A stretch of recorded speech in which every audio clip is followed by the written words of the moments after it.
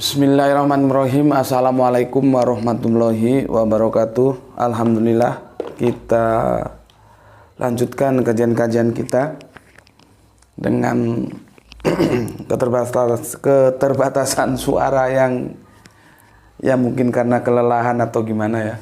Baru pulang dari acara musyawarah bersama teman-teman di Jombang kemarin, jadi suaranya begini ya. Atau mungkin karena semangatnya, memberi semangat dengan teriakan-teriakan yang bisa memotivasi mereka ya.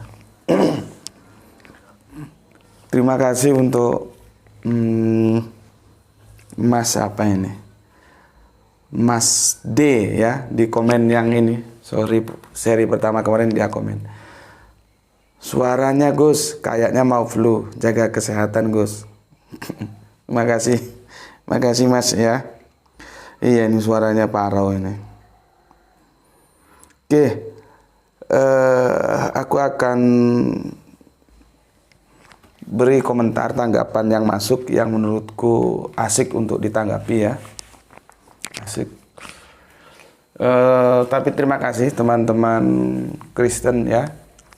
Untuk sementara ini aku belum lihat berikutnya ya. Aku baru sempat lihat tadi malam. Untuk sementara komen-komennya sangat santun, aku suka ya, aku suka. Berikutnya aku jelaskan. Kalau nanti aku akan mendekonstruksi terjemahan-terjemahan daripada Bible ya, kalian jangan punya pemikiran yang aku tidak bersikap begitu juga terhadap terjemahan-terjemahan Al-Quran. Maksudku begini, aku mendudukkan dua problematika ini di atas meja yang sama dan membedahnya dengan cara yang sama. Kemarin terjemahan Al-Quran surat Al-An'am, surat 6101 ya, yang sudah aku kupas tuntas, itu kan terjemahannya bermasalah. Tidak ada kata istri di sana karena itu menggunakan sohibatun. Tanya kepada anak-anak pesantren kelas pemula sekalipun tahu sohibatun itu bukan sesuatu kata diksi yang bisa diterjemahkan menjadi istri. Istri itu biasanya Al-Quran menggunakan diksi nisa'a gitu ya. Dan aku sudah dekonstruksinya sudah selesai kemarin ya. Karena aku akan mengembalikan kepada terjemahan-terjemahan yang benar supaya tidak terjadi kesesatan dalam memahami. Begitu juga kalau nanti aku mendekonstruksi terjemahan-terjemahan Injil, itu jangan ada dalam pandanganmu bahwa aku hanya memperlakukan itu terhadap terjemahan Injil. Tidak. Kedua terjemahan. Karena paradigma kita kan yang kita bangun itu akademis ya. Itu berbicara secara objektif dia. Kalau salah ya salah, benar ya benar gitu. Nggak ada yang satu dibiarkan salah, yang satu dibiarkan benar, atau sebaliknya enggak ada. Benar ya benar, salah ya salah. Parameternya akademis saja, ilmu aja, objektif saja, gitu loh. Ya. Ini jangan nanti teman-teman Kristen setelah aku mendekonstruksi ini, kalian jadi gamang, jangan. Karena aku memperlakukan sama kok terhadap Al-Quran juga. Terjemahannya yang nggak beres juga aku beresin kemarin. Oke, ini Tauhid Paulus seri kedua. Ya, ini seri kedua. Ya, aku biarkan dulu ini karena masih aku perlukan. Ini aja yang aku hapus. Ya. Oke. Sementara gini. Ini sudah jelas. Problematika di sini adalah satu Allah dan satu Tuhan. Karena kalau aku pakai kata Tuhan, kalian bingung. Gitu loh. Padahal sudah berkali-kali dijelaskan, Tuhan itu ya Tuhan. Bahkan ada komen yang masuk, ini gimana ini? Aku mau cari lagi komennya nggak ketemu. Ya. Disuruh membiarkan ketika Tuhan itu dipahami sebagai Tuhan secara arti yang berbeda seperti apa yang publik pahami. Tidak begitu. Gitu loh. Kerangka berpikir di kajian ini tidak begitu. Kita tidak membenarkan sesuatu yang umum, tapi mengumumkan yang benar. Artinya ketika itu benar, itu kita umumkan. Tapi ketika itu sudah menjadi umum tapi salah, itu kita benarkan gitu loh. Ya. Jadi mindsetnya itu dibangun yang genah gitu loh. Ya. Jadi tidak harus tunduk kepada mainstream, tidak. Sekalian itu supaya lebih jelas. Kalian semuanya lah, yang Islam, yang Kristen juga ya masih nggak ngerti juga sih. Ini padahal gini aja lah supaya kalian paham nih ya.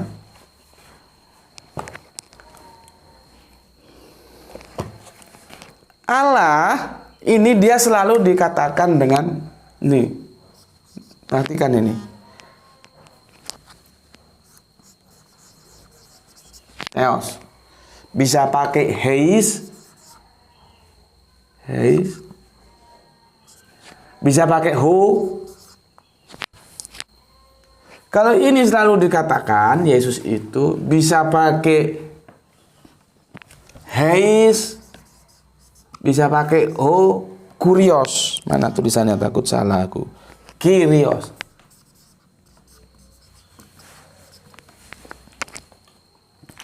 Ini kan gampang sih untuk membedakan. Masa kalian terlalu sulit? Kenapa Allah itu selalu ditulis Theos? Kenapa Yesus itu selalu ditulis Kurios? Kenapa Yesus tidak pernah ditulis sebagai Theos? Kan sederhana itu. Memang dalam keindonesiaan kita itu secara kebahasan kita ada permasalahan di kata Tuhan dan Tuhan. Dan itu penyakit lama. Jangankan kalian-kalian lah ya. Aku pernah diskusi dengan seseorang guru bahasa aja dia nggak ngerti. Karena pendekatan ini memang harus antropologis. Dia nggak bisa hanya sekarang. Dia harus kembali ke era-era sebelum Indonesia ada. Sebelum bahasa Indonesia ada. Indonesia kan adanya tahun 1945, bahasanya bahasa Indonesia. Bahasa Indonesia itu adalah pengembangan dari bahasa Melayu. Artinya tahun 1886, Bible itu, Injil itu sudah diterjemahkan ke dalam bahasa Melayu. Di sana permasalahannya. Gitu loh. Cuman kan kalian kebingungan di antara Tuhan dan Tuhan. Atau gini aja lah ya. Nih, ini ada buku bagus ini. Ya. Nih, dibukis. Nih, baca ini. Ya. Bukan Allah, tapi Tuhan. Ini ada buku bagus ini.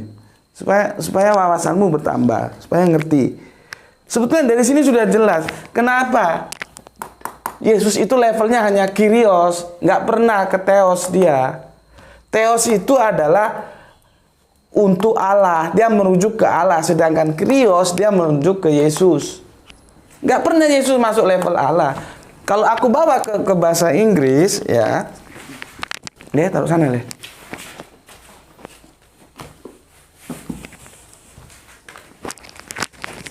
Dia seperti ini, God, ini Lord. Yesus itu nggak pernah masuk ke God. Yesus itu selalu Lord, gitu loh. Ya, ini nama apa? Nama eksistensi. Ini nama posisi atau jabatan. Ini sebutan. Kan sudah jelas bahwa Allah itu adalah orang God. Jadi untuk menyebut sesuatu yang maha kuasa, orang Inggris itu God. Jadi bukan Allah itu ketemu orang Inggris dia kasih nama. Namaku ini God. Bukan begitu. Tapi orang Inggris menyebut sesuatu yang supranatural, yang itu yang maha segalanya itu dengan God. Nanti ada goddess, bisa diterjemahkan dewa, gitu ya. Tetapi Yesus itu tidak pernah masuk level God. Kalau kalian baca sekali-sekali nih Bible edisi bahasa Inggris, ya, supaya ngerti gitu loh. Ya, nggak pernah. Di sini juga kalau kita pakai dengan bahasa Indonesia jelas. Sebutannya apa sih? Yesus itu tidak pernah dipanggil Bapak. Yesus itu selalu dipanggil anak. Bapak dan anak itu sama enggak sih? Kan ini sudah terpisah. Kalau Allah itu dipanggil Bapak. Kalau Yesus itu dipanggil anak. Gitu loh. Ini Kalau di sini aja kalian masih bingung, ya memang sulit aku menjelaskan. Gitu loh. Karena apa? 1 Korintus 8:6 ini adalah sahadatnya Paulus. Gitu loh. Kalau aku pakai bahasa yang lebih keren gitu ya. Paulus ini bersahadat itu dengan dibuktikannya adanya 1 Korintus 8:6. Jadi Paulus itu menolak Tritunggal. Itu loh. Ya.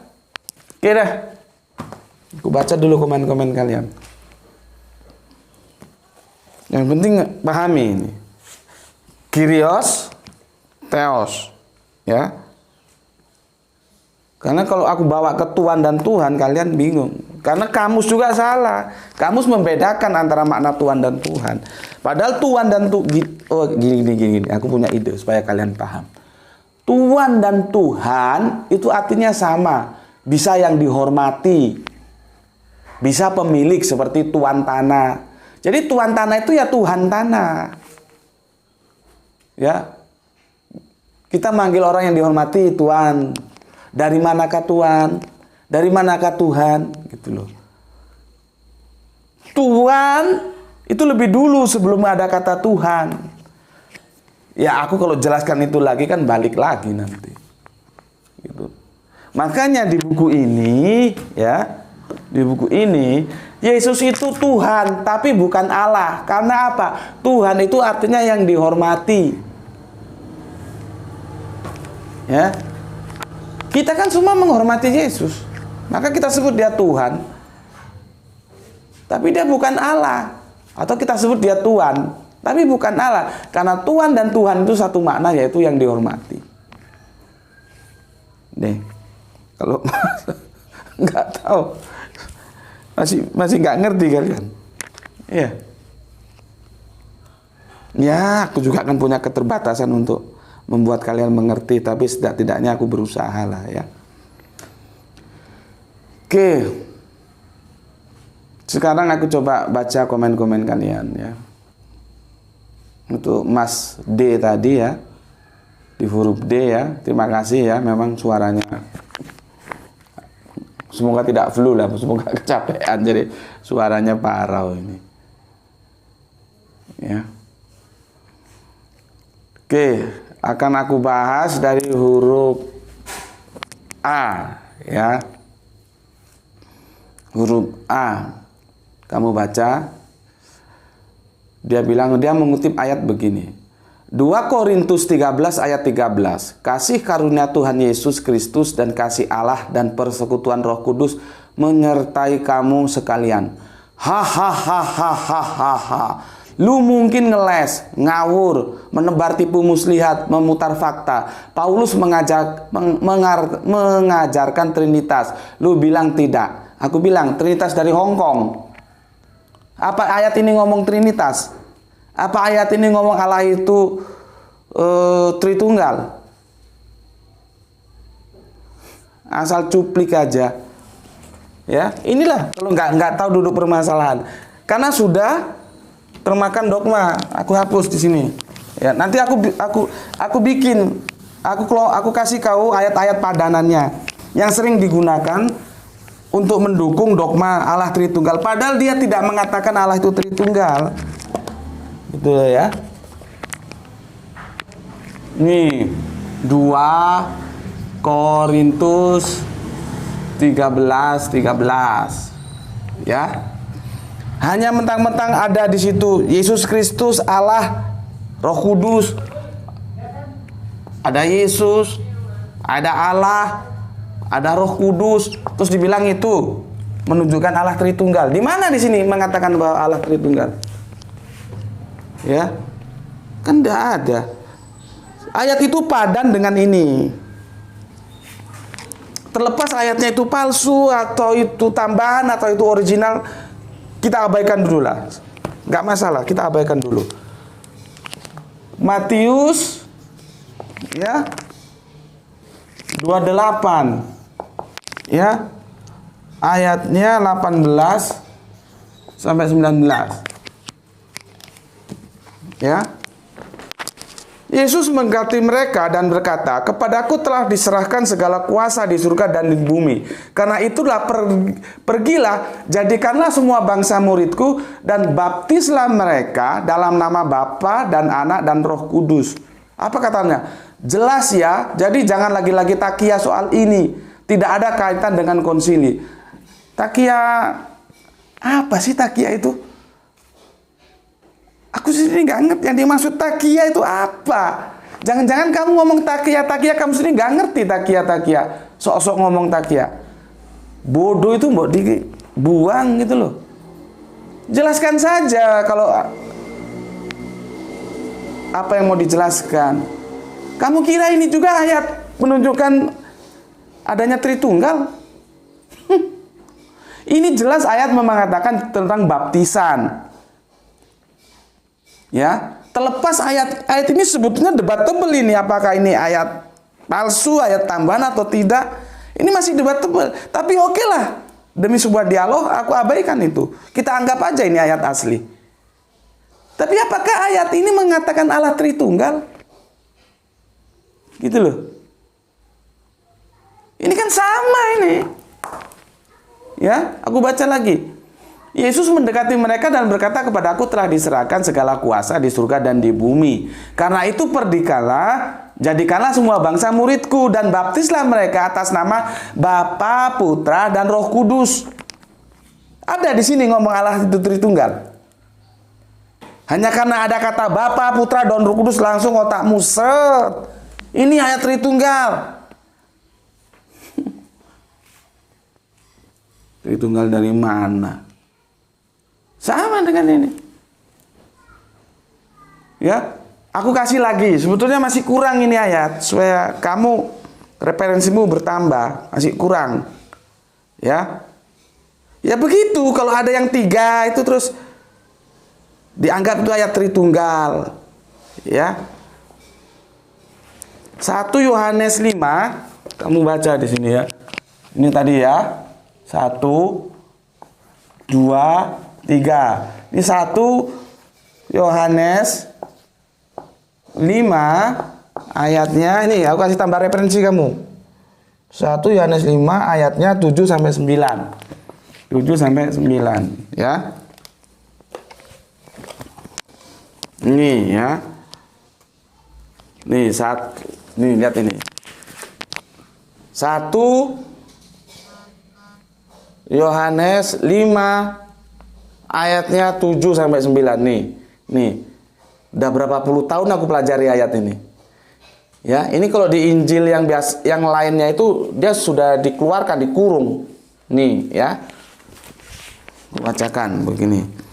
Supaya nggak lagi ada yang ngomong motong-motong ayat, aku bacakan dari atas. Kesaksian tentang anak Allah. Inilah dia yang telah datang dengan air dan darah, yaitu Yesus Kristus, bukan saja dengan air, tetapi dengan air dan dengan darah. Dan rohlah yang memberi kesaksian, karena roh adalah kebenaran. Sebab ada 3 yang memberi kesaksian. Nah, ini sudah di dalam kurung ini. Di dalam sorga, yaitu Bapa, Firman, dan Roh Kudus. Dan ketiganya adalah satu. Itu yang ke-7. Yang ke-8, dan ada 3 yang memberi kesaksian di bumi, roh, air, dan darah. Ini pertanyaannya, roh yang di air ini sama dengan Roh Kudus atau gimana ini? Air itu apa sama dengan Firman, darah itu apa sama dengan Bapa atau gimana ini maksudnya? Kalau dikonversi, bagaimana mengkonversi antara 3 yang di ayat 8 sama 3 yang di ayat 7? Gimana? Coba, ada yang bisa mengkonversi? Ya? Maksudnya gimana ini ayat? Apakah ini ayat Tritunggal? Sebab ada 3 yang memberi kesaksian di dalam surga, Bapa, Firman, dan Roh Kudus, dan ketiganya adalah satu. Apa ini ayat mengatakan bahwa Allah itu Tritunggal? Kan tidak. Jadi kalau kalian mau berargumentasi ini masih kurang. Ini tak tambah ini. Satu lagi. Aku sudah berpuluh-puluh tahun mempelajari ayat itu. Tapi ternyata apa ayat itu?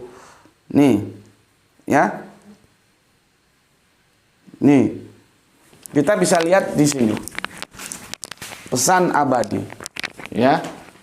Kita bisa lihat pesan abadi. Apa judulnya? Kepalsuan Kitab Yohanes 5:7-9. Ini bagus sekali ini penjelasannya. Di sini dia sampaikan seluruh argumentasi yang ada tanpa memihak. Bagaimana pendapat Tritunggal oleh para pakar. Ternyata 10 pakar punya 10 pendapat tentang Tritunggal. Beda-beda, karena memang itu dogma kok. Nih, ya. Nih, ya. Ini, pendapat Sudarmo. Ya. Itu beda lagi dengan pendapat ini, Alban Douglas. Nanti berbeda lagi Adolf Hicken. Berbeda pendapatnya. Ya. Nah, ini intinya yang mau sampaikan ini. Kamu baca itu ya. Inilah kebobrokan sistem ketuhanan dalam iman Kristiani, sebagaimana pengakuan para teolog Kristen sendiri bahwa Trinitas adalah puncak misteri yang mutlak dan tidak bisa dimengerti, bahkan bila dipahami dengan akal akan menyebabkan gila. Yang itu sangat wajar dan bisa dipahami karena satu-satunya ayat Trinitas dalam Bible, 1 Yohanes 5:7-9 ternyata palsu belaka.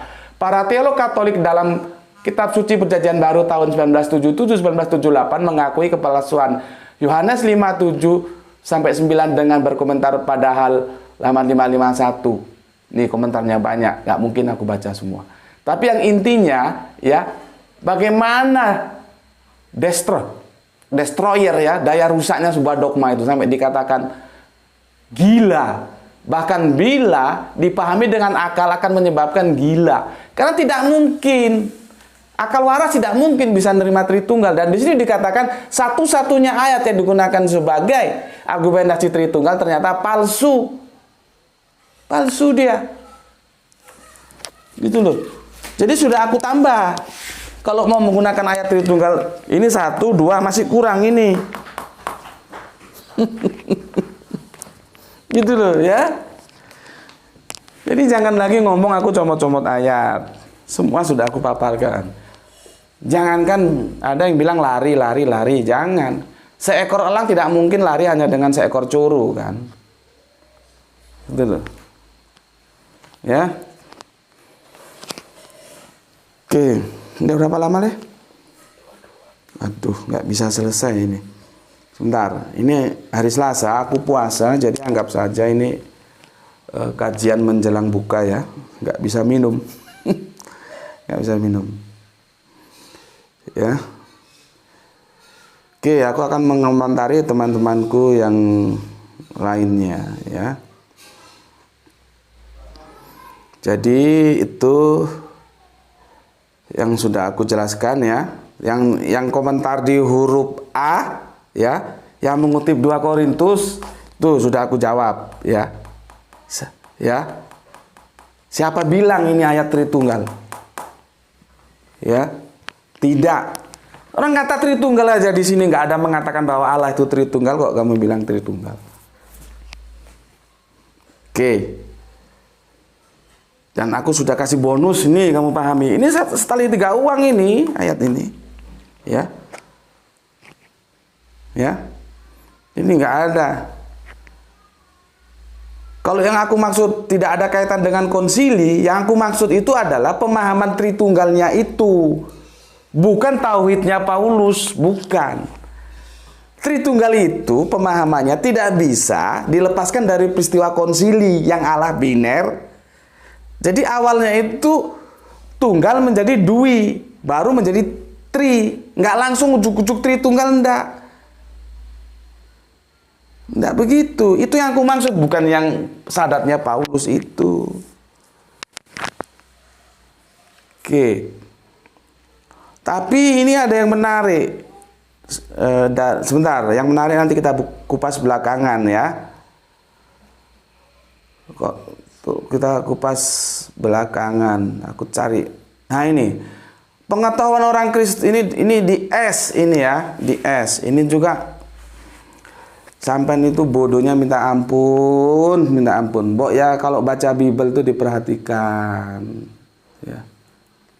Diperhatikan biar kita ngerti apa yang dimaksudkan oleh Injil itu ya. Begini dia bilang, pengetahuan orang Kristen memang lebih dari orang Muslim. Muslim sendiri kadang bingung mau memahami dan menerima Paulus. Dan pandangannya tentang Yesus sebagai Allah yang menjadi manusia. Titik. Ya, aku tanya, di mana Paulus mengatakan Yesus Allah yang menjadi manusia? Coba. Kamu nggak sertakan ayatnya di sini? Di mana? Ya? Di mana? Kalau soal Filipi, nanti aku akan bahas tersendiri. Dan itu pun problematikanya sama saja di terjemahan. Di saat ini pun terjemahan juga. Karena ada terjemahan-terjemahan yang sudah melakukan eisegese. Dia tidak lagi exegese. Gitu loh.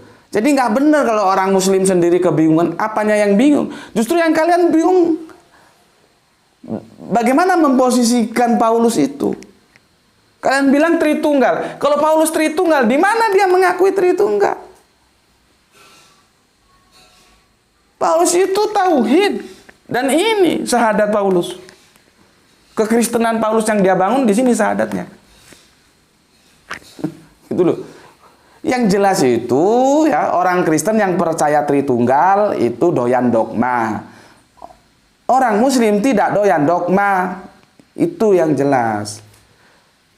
Jadi dipahami. Kalau kamu bilang Allah yang menjadi manusia, Paulus sendiri mengatakan di mana? Ya. Pandangannya Paulus dulu di mana? Yang kamu bilang bahwa seperti ini. Pandangannya tentang Yesus sebagai Allah yang menjadi manusia. Di mana Paulus ngomong Allah yang menjadi manusia? Itu loh. Kalau soal Filipi, nanti kita bahas tersendiri ya. Apakah Yesus itu setara enggak dengan Allah? Nanti seperti ini. Ini juga aku akan bahas, Yesus itu setara enggak dengan Allah? Ya. Itulah karena kalian korban terjemahan tidak bisa mengkontrol terjemahannya itu salah atau benar. Kalian telan aja. Karena apa? Yang menerjemahkan itu orang yang sudah pahamnya itu terdogma Tritunggal. Ya, hasil terjemahannya seperti itu. Dia tidak melakukan eksegese, tapi melakukan eisegese. Bukan dia tunduk terhadap Injil, tapi Injil yang dia paksa tunduk terhadap dia. Gitu. Ya. Oke. Dari sekian ini ya. Enggak tahu ini apa. Ini coba dari huruf ada komentar dari huruf R ini ya. Salam Gus, topik Anda bahas tentang Paulus mulu. Kamu itu memangnya kamu ngikuti channelku enggak? Bukan hanya Paulus saja yang aku bahas. Aku udah komen itu males baca berikutnya. Enggak kualitas ya. Oke. Dari pertemuan kita saat ini aku mau fokus ya kepada komen huruf A. Ya. Komen pada huruf A yang itu dia menjawab kepada saudara H.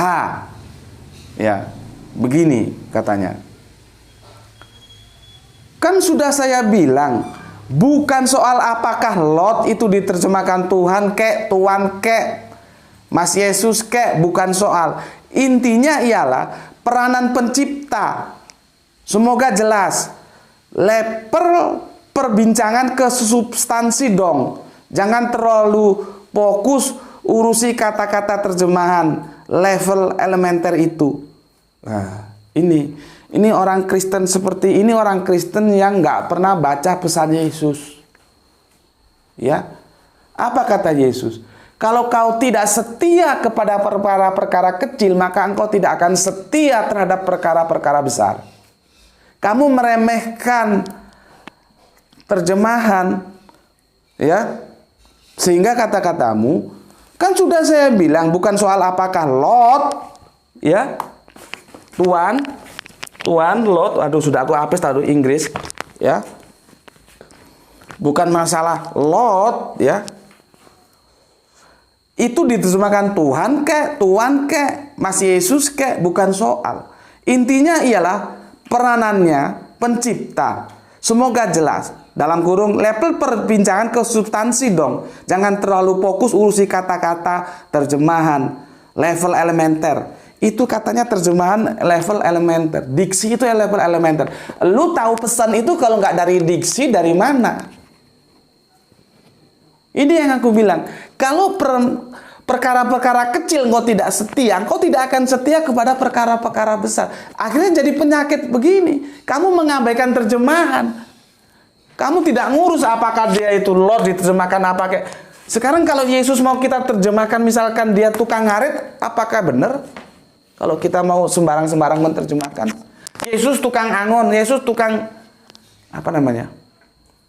Apa yang jual-jual di pinggir jalan itu? Cilok. Apa kamu mau? Jadi jangan menyederhanakan terjemahan. Justru karena lewat terjemahan itulah kita mengenal firman. Kalau terjemahannya aja sudah salah, maka pemahaman kita pasti salah. Gitu loh. Jangan mau Lot kek, mau Tuhan kek, enggak. Terserah, yang penting substansinya. Dan kamu katakan substansinya Yesus di sini sama dengan Allah, yaitu pencipta. Ini yang mau akan kita kupas. Bahwa substansinya tidak sama. Kamu baca di kitab Yohanes, bagaimana Yesus akan setara dengan Bapa? Orang dia bilang bahwa aku lebih besar daripada Bapa.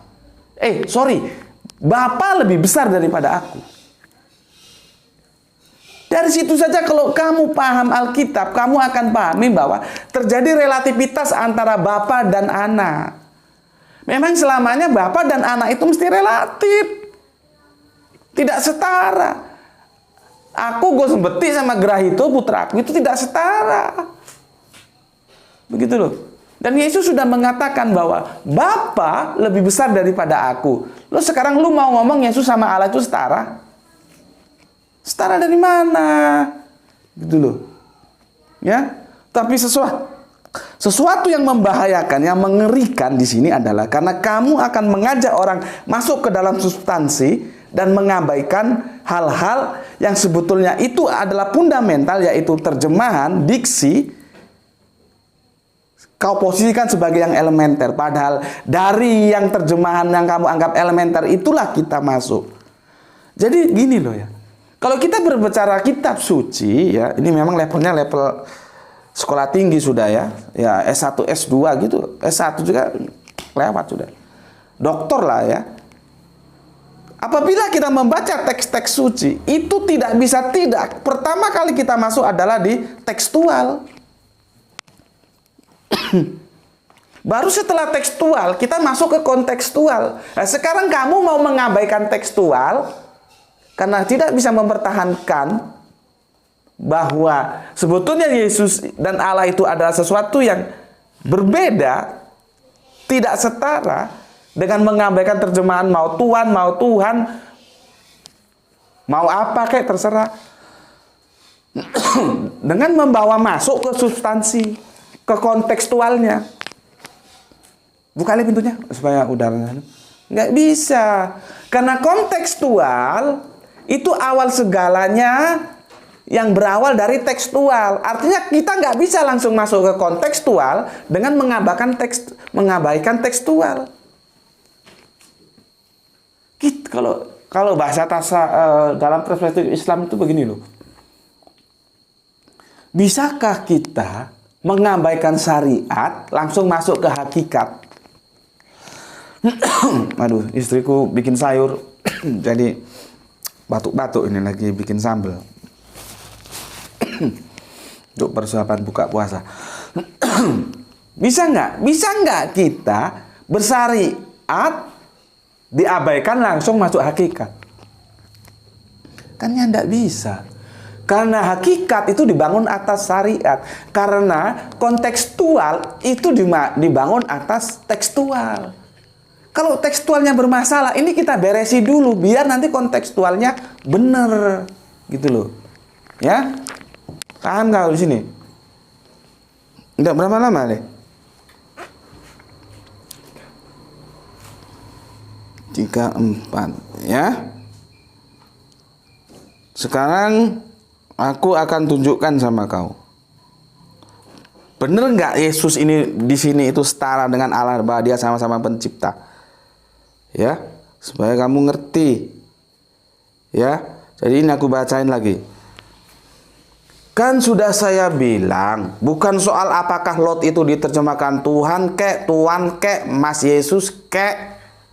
Bukan soal. Jadi dia mengabaikan itu ya. Padahal dari posisinya lah kita mengenal. Ya. Tapi dia abaikan. Intinya ialah peranannya. Pencipta. Nah, jadi dia kira Yesus itu pencipta. Semoga jelas. Level perbincangan ke substansi dong. Jangan terlalu fokus urusi kata-kata. Garis miring terjemahan level elementer itu. Oke. Substansi bisa bener nggak? Ya. Kalau yang elementernya aja sudah tidak benar. Karena kamu sudah nggak benar kerekam berpikirmu. Kamu korban terjemahan sehingga mengatakan Yesus itu pencipta. Lihat videoku yang lain. Atau kamu lihat tapi di channel saudaraku yang lain ya. Di channel Ayah Sophia. Kamu lihat di situ. Yesus itu dicipta atau pencipta. Tapi di sini juga sudah ada. Di channel kita ini juga sudah ada. Ya. Karena sudah jelas. Yes, nggak mungkin, ya, nggak mungkin Paulus itu mengatakan bahwa Yesus itu pencipta, karena Paulus mengatakan di Kolose itu Yesus itu ciptaan, gitu loh, nggak mungkin. Yang mungkin adalah terjemahannya salah, maka lu salah memahami, ya, paham kamu? Mana Kolose ini? Aku cari dulu. Sebetulnya sudah aku bahas, tapi nggak apa-apalah. Nih, kamu baca ini Kolose, keutamaan. Nampak, Le? Nah, ini kamu baca Kolose ini ya. Ya. Surat Paulus kepada jemaat di Kolose. Kolose 1:15. Ia adalah gambar Allah yang tidak kelihatan, yang sulung, lebih utama dari segala yang diciptakan. Jadi Allah punya banyak ciptaan yang kita tidak bisa hitung. Tapi yang lebih utama diciptakan itu adalah Ia, yang itu tertuju kepada Paulus. Kepada Kristus. Sesuai dengan perikopnya. Keutamaan Kristus, apa keutamaannya? Dia ciptaan ya, yang lebih utama, yang sulung. Jadi dia ciptaan Yesus itu. Yang ngomong siapa? Paulus. Di mana? Di suratnya untuk jamaat di Kolose. Sekarang apakah mungkin di sini cangkeme Paulus mencela-mencela, terus di sini dibilang Yesus ciptaan? Kan ya enggak mungkin. Artinya kalau nggak mungkin berarti ada masalah dong. Iya, masalahnya di mana? Di terjemahan. Gitu loh. Ya. Sekarang kita lihat terjemahannya. Dan aku sudah bilang tadi, terjemahan apapun kalau salah itu aku kritik. Terjemahan Al-Quran salah aku kritik. Kemarin aku sudah buktikan. Terjemahan Bible, Injil, Perjanjian Baru, Perjanjian Lama salah, aku kritik. Supaya Anda memahami itu berdasarkan pondasi yang benar. Kalau pondasi terjemahannya sudah salah, ya kesananya salah. Gitu. Jadi jangan bilang aku hanya mengkritik terjemahan-terjemahan Bible saja. Cuman sesuatu yang agak sulit ketika aku akan mengkritik terjemahan-terjemahan Bible. Aku sulit mendapatkan original teksnya, itu sudah nggak ada. Sekarang kita berbicara surat Paulus. Ini surat Paulus kan konteksnya. Dia itu original teksnya apa? Latin kek? Bahasanya orang Romawi, atau Gerika kek? Bahasanya orang Yunani? Sejauh yang aku ketahui sepertinya ini Gerika. Cuman aku agak sulit mencarinya. Maka yang aku lakukan adalah mengkomparasi antara terjemahan dan terjemahan. Gitu loh. Karena original teksnya nggak ada. Dan ini bukan wahyu. Bukan wahyu dari Allah. Paulus dapat wahyu dari Allah. Ditulis enggak begitu. Makanya kalau dia originalnya Gerika, bahasa orang Yunani, ya enggak ada masalah. Orang itu bukan Injil ya. Ini suratnya Pak Paulus. Pak Paulus ngirim surat gitu loh. Makanya disebut suratnya Pak Paulus. sama jemaatnya yang di Korintus gitu loh. Oke, sekarang kita mulai. Aku dulu ya pernah bahas tentang Yohanes 1:10. Ya. Yohanes 1:10. Dan di sana ada kesalahan tentang memahami oleh dan melalui. Ya, oleh dan melalui. Sekarang ini peristiwanya sama, tapi aku mereview dulu ya. Yohanes 1:10. Kalau kita baca Yohanes 1:10 ya. Yohanes 1:10. Jadi dikirain orang-orang itu Yesus itu bisa mencipta gitu loh. Yohanes 1:10. Ia telah ada di dalam dunia dan dunia dijadikan olehnya. Tetapi dunia tidak mengenalnya. Jadi dunia ini dijadikan olehnya, oleh Yesus. Ya, benarkah bahwa dunia ini dijadikan oleh Yesus? Ya. Sekarang kita cek. Ya, itu Yohanes 1:10. Ini sebetulnya sudah aku jelaskan di video yang lalu, tapi mereview karena ini akan sama kasusnya dengan ini. Nih. Ya. Nih, Yohanes 1:10 kalau kita compare dengan yang bahasa Inggris, dia ada through. He was in the word we come into being through him. But the word had no knowledge of him. Through. Kamu tanya orang yang ngerti bahasa Inggris, apa through itu? Ini Google Translate, kita bisa minta bantuan. Di sini dia terjemahkan. Melalui.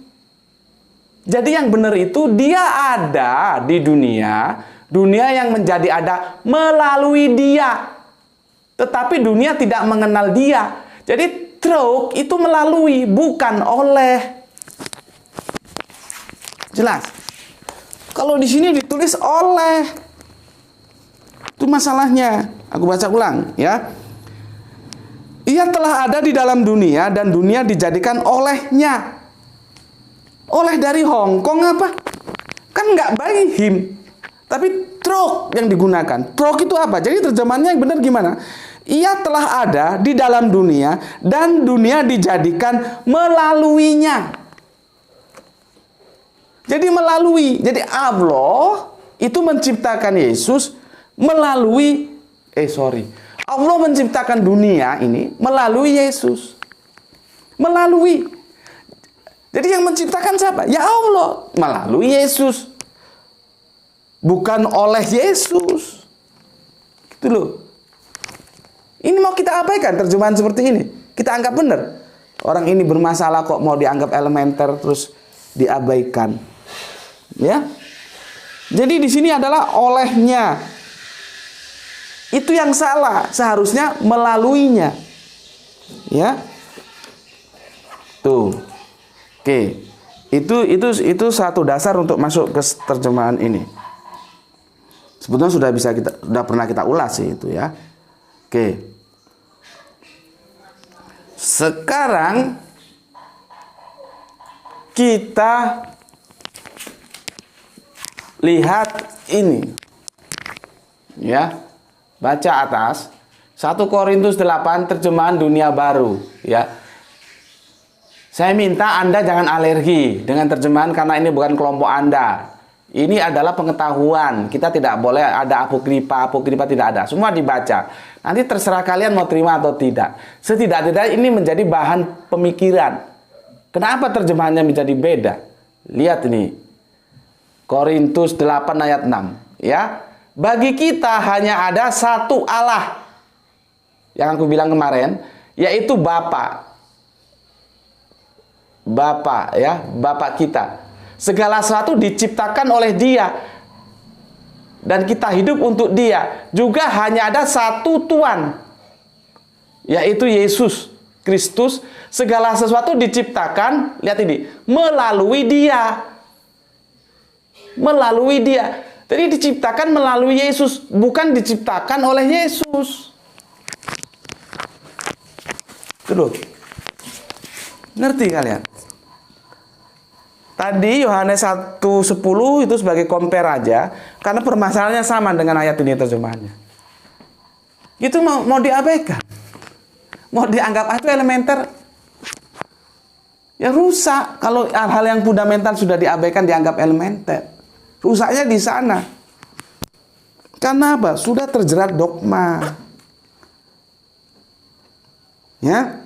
Sekarang kita lihat. Ini terjemahan lepas, ya. Terjemahan lepas. Ya. Nih. Ini ya. Ini edisi bahasa Inggrisnya. 1 Korintus 8 ayat 6. Ini edisi bahasa Inggrisnya. Sama. Seperti yang di Yohanes 1:10 ada through di sini. Dan through itu apa? Melalui, bukan olehnya. Melaluinya. Nih. Nih, ya. Nih, melaluinya, bukan olehnya. Kalau olehnya ya Yesus jadi pencipta. Terjemahan-terjemahan LAI itu seperti itu. Makanya, ya, LAI itu perlu juga untuk dikoreksi. Sama seperti Depak, terjemahannya Al-Quran juga banyak yang salah. Perlu dikoreksi. Karena yang namanya terjemahan itu sangat terbuka pintu untuk menjadi salah. Dan ini LAI salah menerjemahkan, karena kalau kau baca Injilnya LAI, ini bukan melaluinya tapi olehnya. Karena LAI mau Yesus sebagai pencipta. Padahal Yesus bukan pencipta. Karena bahasa Inggrisnya through. Paham sampai sini? Ya. Oke. Berapa lama nih? Oh, aduh. Semoga nggak sampai 1 jam. Ya. Sudah aku jelaskan itu ya. Kamu kurang puas juga begini. Ya. Sebentar, ini nggak bisa jalan. Supaya apa yang aku sampaikan ini kamu bisa pahami, ya. Pahami dengan benar, ya. Apakah memang Yesus itu pencipta atau bukan? Kan sama seperti yang aku bilang. Ada juga di teman-teman mereka tidak mau dibilang torikoh sih ya. Tapi kok aku bilang sih sebetulnya ya tidak jauh beda dengan torikoh lah ya. Mereka memegang hadis. Jadi fenomena ini di Islam juga ada. Hadis, ya. Jadi ketika praeksistensi Kanjeng Nabi Muhammad dalam bentuk nur, itu Allah itu ngudang. Kalau orang Jawa ngudang. Kalau bukan karena engkau ya Muhammad, aku tidak menciptakan seluruh alam dan isinya. Artinya apa? Seluruh alam dan isinya itu Allah ciptakan melalui Nur Muhammad. Itu ada dalam paradigma pemikiran Islam, ada pada kelompok-kelompok tertentu seperti itu. Sama dengan di Kristenan. Ya. Yesus itu hanya Allah tetap sebagai pencipta, cuman melalui Yesus. Ya, kalau di dalam perspektif kekristenan melalui Yesus, di perspektif keislaman melalui Nur Muhammad. Karena dia masih praeksistensi, belum eksistensi. Gitu loh. Tapi konteks saat ini kita kan tidak dalam posisi mengatakan sebetulnya yang benar itu dunia diciptakan berdasarkan melalui Yesus atau melalui Muhammad, bukan di sana. Itu biar nanti kita diskusikan dalam season tersendiri. Tapi setidaknya fenomena itu pun ada dalam perspektif Islam. Gitu loh. Meskipun tidak semua kelompok-kelompok Islam ya. Oke. Sekarang kita ini sudah dimudahkan, dimanjakan oleh teknologi. Jadi gini aja. Ini kan nanti ada segini, ada sabda ya. Sabda alam. Yohanes 1:10 ini tadi kita sudah bahas ya. Ini kan Yohanes 1:10 ini kan ada 1:10. Ini truk ini ya. Ini loh. Truk. Aduh. Truk. Ini sebagai pembanding aja. Ini truk kan. Truk. Salahnya dia diterjemahkan di sini oleh. Ini loh. Seharusnya melaluinya, bukan olehnya. Kalau olehnya, ya jelas aja Yesus jadi pencipta. Padahal enggak. through him, melaluinya, bukan olehnya. Gitu, ya. Ini salahnya. Ini meskipun hanya 1 2 3 4 5 huruf tapi bisa merubah makna. Gitu. Nah, sekarang kalau kamu kurang percaya, lakukan seperti yang aku lakukan. Ini bisa kamu copy, ya. Copy, masukkan ke Google Translate. Nanti apa? Apakah terjemahannya sama dengan ini? Beda, nggak sama dengan ini. Nggak ada olehnya, ini nggak ada. Ya, tuh. Jadi kita sekarang sudah dimanjakan oleh, sebetulnya aku mau membidik ke sini, ya. Tapi ke apa namanya ini, ke gerikanya, tapi terlalu lama lah, ya, terlalu jelimet itu. Kalau memang orang suka perbandingan kitab suci sih suka, tapi kalau kalian sepertinya belum sampai ke sana, ya. Nanti bisa pusing. Tapi untuk satu waktu kita coba, oke lah. Oke, ya. Aku kira itu dulu ya yang aku bisa sampaikan. Oke. Belum, Le. Belum 1 jam kan? 61. Oke. Sekarang aku sampaikan ini terjemahan yang benar jadinya gimana gitu kan? Gitu. Oke. Terjemahan yang benar itu gimana? Kan kalau nggak aku kasih tunjukkan yang benar kalian nggak ngerti. Ya. Begini. 1 Korintus 8 ayat 6, ya.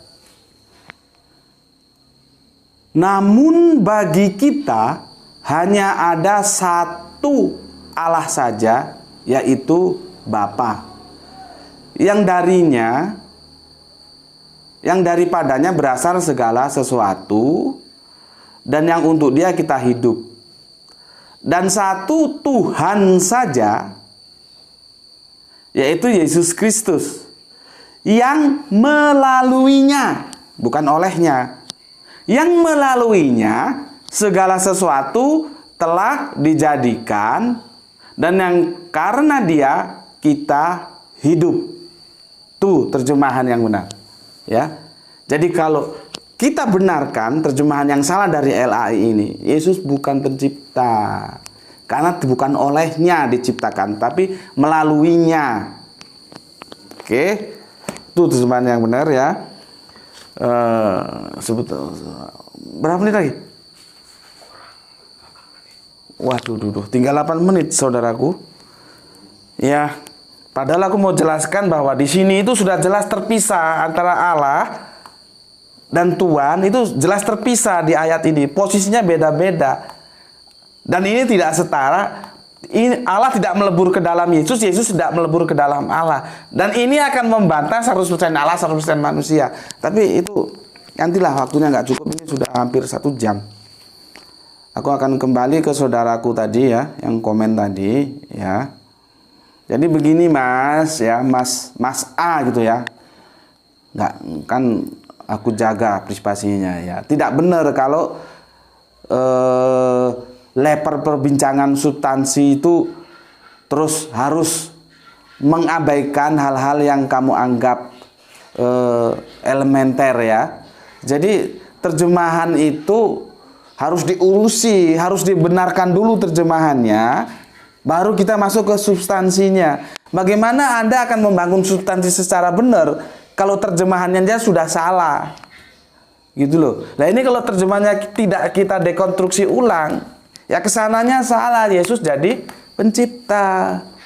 Gitu, Mas, ya. Ya, kalau kurang jelas tanyakan sama dosen sekolah minggunya kalau Anda masih kok dosen sekolah minggu. Kalau Anda masih sekolah di STT, ya.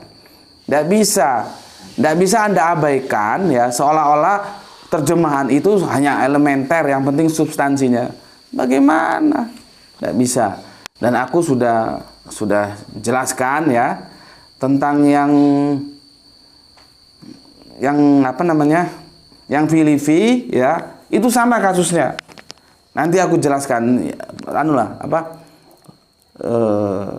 satu-satu, ya. Karena aku juga punya keterbatasan waktu, ya, sampai sekarang ini karena sibuk, baru jelang maghrib bisa menjelaskan kajian-kajian ini, ya. Tapi jangan khawatir, nanti Filipi juga aku jelaskan.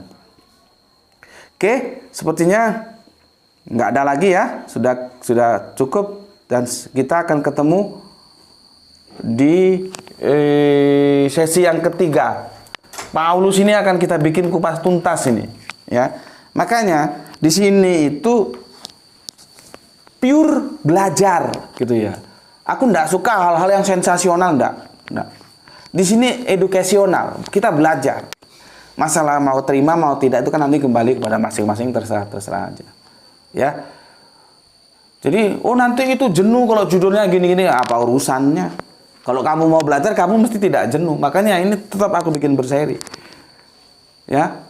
Dan aku tidak hanya bahas Paulus, yang lain-lain juga aku bahas kok. Ya. Ya. Kalau yang kemarin ada yang tanya Paulus itu dipancung karena menolak Trinitas atau bagaimana, aku